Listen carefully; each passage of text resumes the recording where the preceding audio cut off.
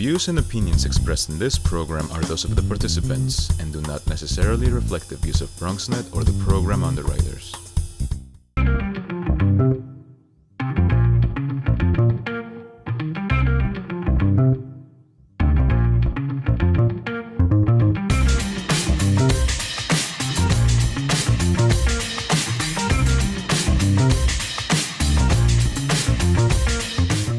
Hey there, welcome to the Bronx Buzz. This is BronxNet's program that talks to writers and editors and journalists and reporters, and also, and I say this advisedly, filmmakers, documentary makers, and other artists and people putting stuff out in the Bronx. The reason I said that is because in our second segment, we are going to talk to an up-and-coming filmmaker and actor, and we're going to deal with that in our second segment. But first, we're going to say good evening to Samar Khurshid from Gotham Gazette. He's a senior reporter there. Nice to have you with us, Summer.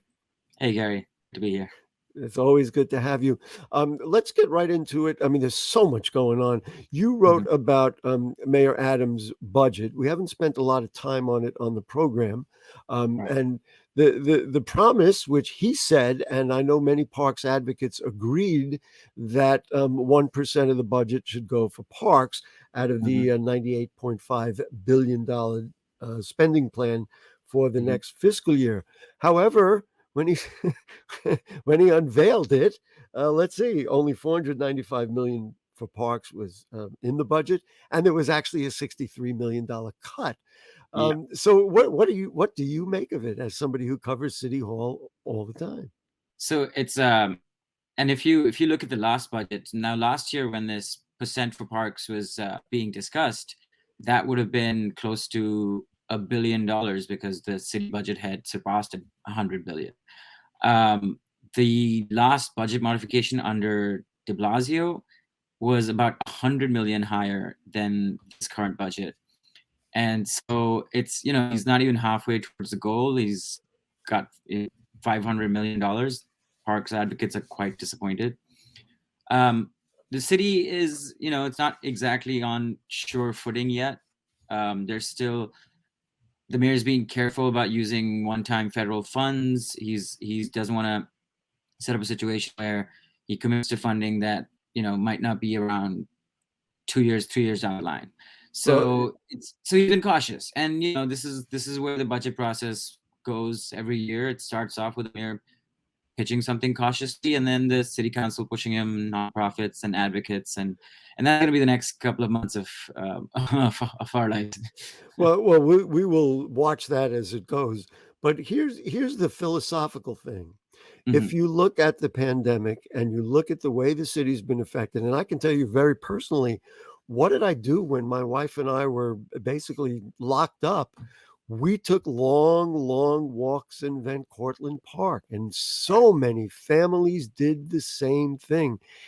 The philosophical point is, like you said, maybe they'll put more money into it.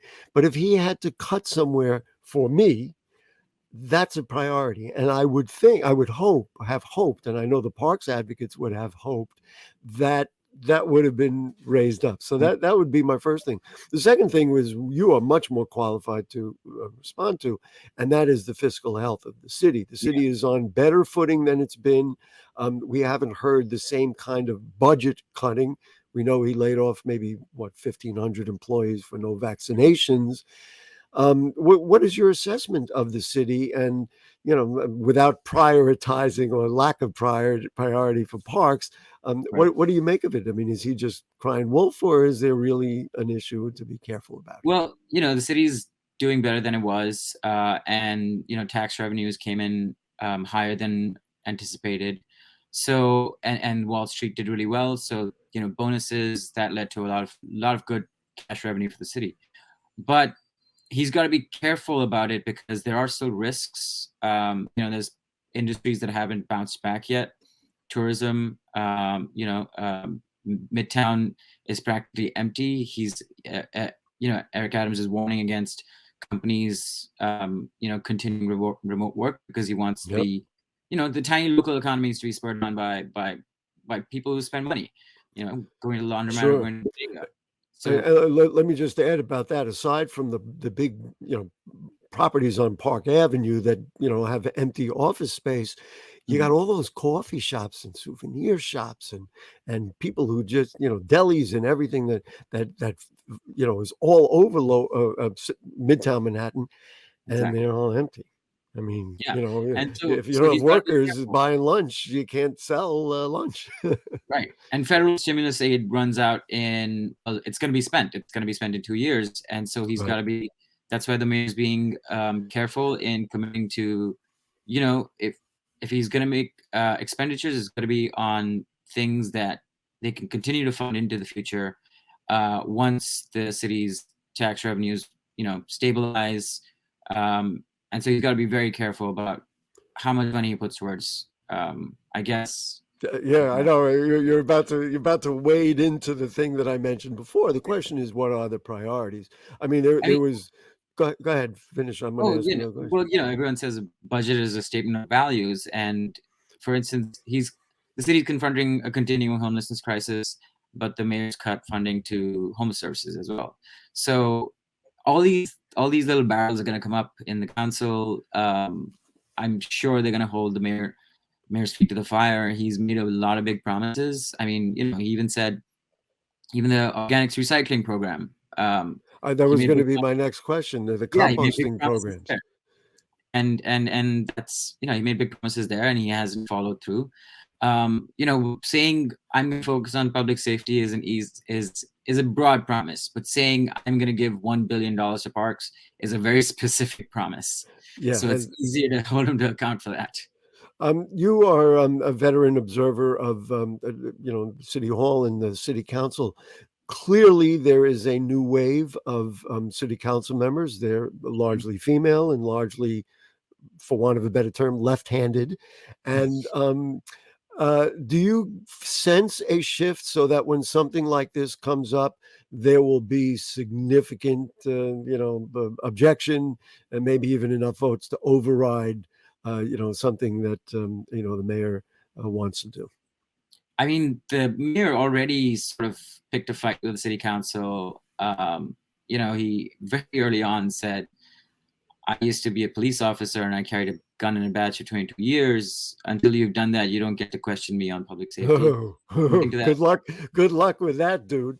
Yeah, you're talking to New Yorkers. Yeah, and he said that to the city council, which is, so that's sort of an indicator of what kind of fights the mayor's willing to pick and what kind of fights he's going to face, because there's a large coalition of council members who said this was when he wanted to bring back solitary confinement, and they said they very strongly pushed back. They're like, that's not going to happen. I never heard the result of that. Is that off the table now? The solitary confinement? Unclear. Is it? It's unclear. Unclear. Yeah, that's why I haven't heard anything. Yeah, it's unclear because, I mean, I don't know if he wants to. His first month has been challenging. I don't know if he wants to. First 2 months have been, quite challenging. There's been a series of violent crimes, and he's sort of putting out fires. But you got to get into Rikers Island and the correction system and deal with that wholeheartedly. And that, I don't want to say that solitary confinement is not important to discuss, but there are issues in those jail cells. Let's be very clear. What we should do, and I think you would agree with me, is give the mayor credit, and you wrote about it in your article, funding for summer youth employment. I mean, that, he went to bat for that. People have been crying for that for years. Transit discounts for low-income New Yorkers. People have been talking about that for years. And expansion of a tax credit for poor New Yorkers. One budgetary thing that stayed the same, as I understand, is the funding for the police department, which, of course, defund the police, which is never really a good phrase anyway. I don't think it was accurate. To me, moving funding to summer youth employment is the objective of what defund the police was. I mean, are you following along with that? I mean, yeah, that was one of the goals, the largest goal of defund, and you can call it defund, you can call it, diverting funds or whatever it is. Their goals were not just to slash the NYPD budget, but just sort of reinvest in the things that are sort of root causes of crime or violence or the root causes of the social ills in this city, and that's to invest in communities, invest in jobs programs, invest in, services for the most vulnerable.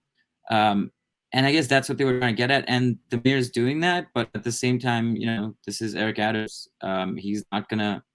I don't think anyone expects that we're going to see cuts to the NYPD under him. No, that's right. Of course, then the other question about the special forces programs that he, that were disbanded and now he's putting back, that's a much larger question. And I wonder how he can make that work without it turning into, the kind of thing, profiling and all those other things that the stop and frisk and all those other things that got in the way. Got about a couple of minutes left. I mean, I could ask you anything else, but so what's the inside? What's going on?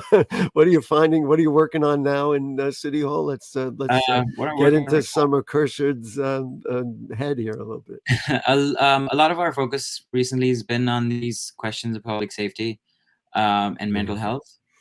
So my colleague Ethan has been covering, since the start of the pandemic, has been covering the situation in psychiatric hospitals in the state. I recently wrote a piece on Kendra's Law, which state lawmakers want to expand it. Eric Adams has talked about it. Kathy Hochul's talked about it. And for those who don't know, Kendra's Law is a law dealing with assisted outpatient treatment. So getting people mandatory treatment for people with severe mental health illness.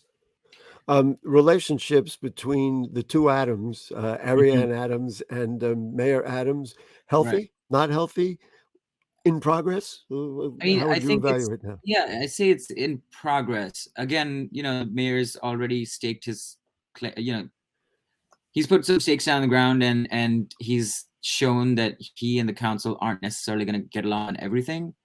Well, that's what I mean. This is why we have different branches of government. Let's face it. Exactly. But Speaker Adrian Adams and Mayor Eric Adams I think they have a congenial relationship. They've said so. They want to work with each other. They want to be cooperative. I don't think it's going to be. But it's more. We'll have to sort of wait and see. I think this budget cycle will really show where the divisions lie, where where they share commonalities, where they share differences. I guess we'll see that in the next couple of months. It always seems to flesh out, the wheat from the chaff, so to speak. You don't have to, but I'm going to give the mayor a B in his first couple of months. I think he's had a good attitude. I think he showed he's ready to work. New Yorkers expect that. You want to give him a grade? Do I want to give him a grade? That's up to you. I don't want to put you on the spot. TBD. What is that? TBD. TBD. Okay, that's TBD. fair. Okay, well, then what you've just done is invited yourself back to the program. So we will have you again, Samar Kershed from Gotham Gazette. He's a senior reporter, and he's great to talk to because he tells us what's going on. We appreciate your time this evening. And you know what's going to happen? We're going to take a break, and we'll be right back, and we're going to talk films. Don't go away.